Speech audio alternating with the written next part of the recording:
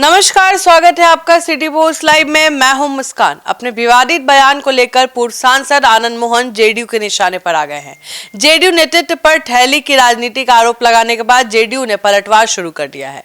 JDU के नेताओं का कहना है कि आनंद मोहन को थोड़ा कृतज्ञ होना चाहिए, क्योंकि नीतीश कुमार ना होते तो जेल से बाहर नहीं आते। आखिर आनंद मोहन की नाराजगी की असली वजह क्या है, इस मामले पर चर्चा करने के लिए हमारे साथ मौजूद है चीफ एडिटर श्रीकांत प्रत्युष। लेकिन सबसे पहला सवाल जो सबके जहन में है, क्या आनंद मोहन की नाराजगी, गुस्सा जायज है? अब देखिए, आप कुछ लोग तो कह सकते हैं कि गुस्सा और नाराजगी दोनों जायज है। पूरे विवाद को राजनीतिक संदर्भों से जोड़कर अगर गहराई से देखा जाए, परखा जाए, तो ये तो उनकी नाराजगी और गुस्सा दोनों सही लगता है। क्योंकि देखिए, सबसे बड़ी वजह ये है कि सम्राट चौधरी का कैबिनेट विस्तार हुआ और चर्चा थी कि उसमें टीम निशांत के युवाओं को जरूर मौका मिलेगा और उसमें सबसे आगे नाम था चेतन आनंद का। लेकिन आखिरी क्षण में चेतन आनंद का नाम कट गया। तो आनंद मोहन को उम्मीद थी कि उनका बेटा चेतन आनंद मंत्रिमंडल में शामिल होंगे। उनको तो पहले से ही मंत्री का बंगला मिल गया है। लेकिन जब मंत्री परिषद में जगह नहीं मिली तो नाराज हो गए और उनका गुस्सा खुलकर सामने आ गया है। तो उनकी नाराजगी आप जायज़ भी कह सकते हैं, सही भी कह सकते हैं। लेकिन सर, कहीं ना कहीं चेतन आनंद को भी उम्मीद था इस बारे में कि मंत्रिमंडल में विस्तार में जगह मिलेगा, और आनंद मोहन भी बोल रहे थे कि फ्लोर टेस्ट को याद रखना है, उसको भूलना नहीं है। आनंद मोहन ने तो मंत्रिपरिषद के विस्तार होने से पहले एड़ी चुट्टी का जोर लगाया था कि उनके बेटे की मंत्रिपरिषद में एंट्री फाइनल हो जाए। लेकिन घूम भी रहे थे लेकिन फाइनल हो नहीं पाया था। दिल्ली का बहुत चक्कर लगाया और तब उन्होंने आखिरी क्षण में जाकर चेतावनी दी थी कि उन्हें भूलना नहीं चाहिए कि उनके बेटे चेतन आनंद ने किस तरह से नीतीश सरकार को बचाई थी और चेतन को बनना चाहिए, इनाम मिलना चाहिए। लेकिन बात केवल बेटे को मंत्री बनाए जाने की नहीं थी, बात है उनके राजनीतिक वर्चस्व की। क्योंकि सर, कहीं ना कहीं आनंद मोहन बोल दिए थे कि फ्लोर टेस्ट याद रखना है, और उसके बाद उन्होंने कहा था कि अगर नहीं बनाते तो उसके बाद हम आंदोलन करेंगे। देखिए ने चेतावनी दी थी और उनको उम्मीद थी कि इस चेतावनी का असर होगा, लेकिन हुआ नहीं, उल्टा हो गया। चेतन आनंद बाहर हो गए। उनको मंत्री का बंगला तो बहुत पहले ही मिल चुका है। तो लेकिन मंत्री की कुर्सी, सर, बंगला से वो मतलब खुश रहेंगे का? कोई खुश नहीं रहेगा। कोई भी, हर आदमी चाहता है राजनीति में कि वो आगे बढ़े। मंत्री बनना तो उनका था, उम्मीद भी थी उनको। आनंद मोहन के दर्द का सिर्फ बेटे के मंत्री न बनने से जोड़कर देखना ठीक नहीं है। एक तो ये कारण है, बड़ा कारण है, लेकिन इसके पीछे उनकी पुश्तैनी राजनीतिक गढ़ शिवहर को बचाने की छटपटाहट भी दिखाई दे रही है। शिवहर संसदीय और विधानसभा क्षेत्र हमेशा से आनंद मोहन का परिवार का मुख्य ठिकाना रहा है, उनका राजनीतिक गढ़ कहा जाता है। लेकिन जेडीयू ने इस बार शिवहर से आने वाली नवनिर्वाचित वैश्य समाज की श्वेता गुप्ता को मंत्री बना दिया है।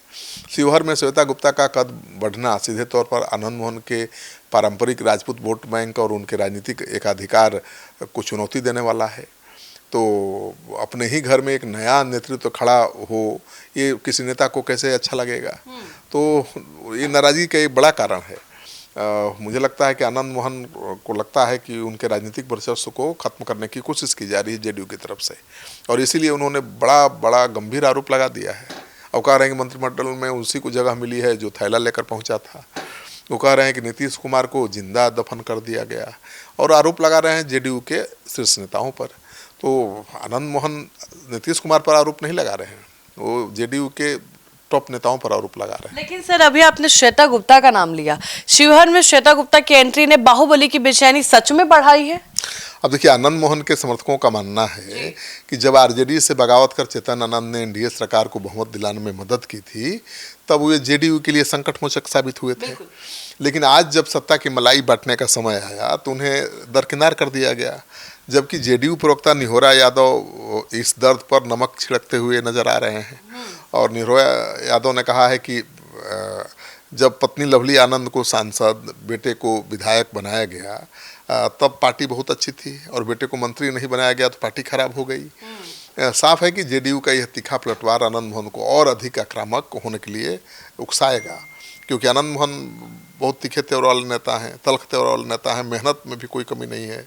देखिए, उन्होंने ऐलान किया था कि 9 तारीख से पूरे बिहार में घूमेंगे, और घूमना शुरू कर दिया है, और सरकार की घेराबंदी शुरू कर दी है। तो सर, क्या आर पार की लड़ाई के मूड में आ गए आनंद मोहन?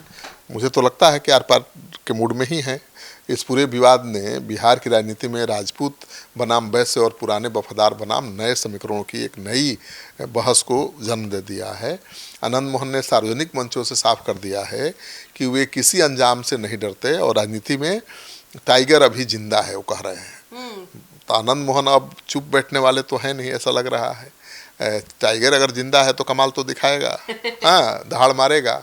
और यदि जेडीयू नेतृत्व ने उनके इस दर्द को समय रहते नहीं समझा और उन्हें मनाने की कोशिश नहीं की तो आने वाले दिनों में बाहुबली नेता बिहार एनडीए के भीतर एक बड़ी सियासी विस्फोट को जन्म दे सकते हैं। कोई बड़ी बात नहीं है। आगामी चुनावों के समीकरण पर भी इसका असर पड़ सकता है। आनंद मोहन ठाकुरों के बड़े नेता हैं और उनका बैकग्राउंड समाजवादी नेता का रहा है, तो हर जाति में कुछ ना कुछ फॉलोअर्स मिल जाएंगे उनके। तो सर क्या जेडीयू आनंद मोहन पर हमलावर है? अब तो इससे ज़्यादा हमला और क्या होगा। अब निहोरा यादव जिस तरह से कह रहे हैं तो हमला ही है। नीरज कुमार कह रहे हैं कि भाई ठीक है, आपने एहसान किया था, नीतीश सरकार को बचाने में अहम भूमिका आपके बेटे ने निभाई थी, लेकिन ये मत भूलिए कि जेडीयू ने भी आपका कर्जा उतार दिया है। जेल से निकाल कर लवली आनंद को संसद लोकसभा का चुनाव लड़ाकर, बेटे को औरंगाबाद से विधानसभा का चुनाव लड़ाकर जेडीयू नेतृत्व पर थैली की राजनीति करने और पूर्व मुख्यमंत्री नीतीश कुमार को जीते जी दफन करने जैसे गंभीर आरोप पर जेडीयू थोड़ा असहज है और बड़ा कड़ा रुख अख्तियार किया है। जेडीयू के आधिकारिक प्रवक्ता हैं निहोरा यादव और आनंद मोहन के आरोपों का बिंदुवार और आक्रामक जवाब दे रहे हैं।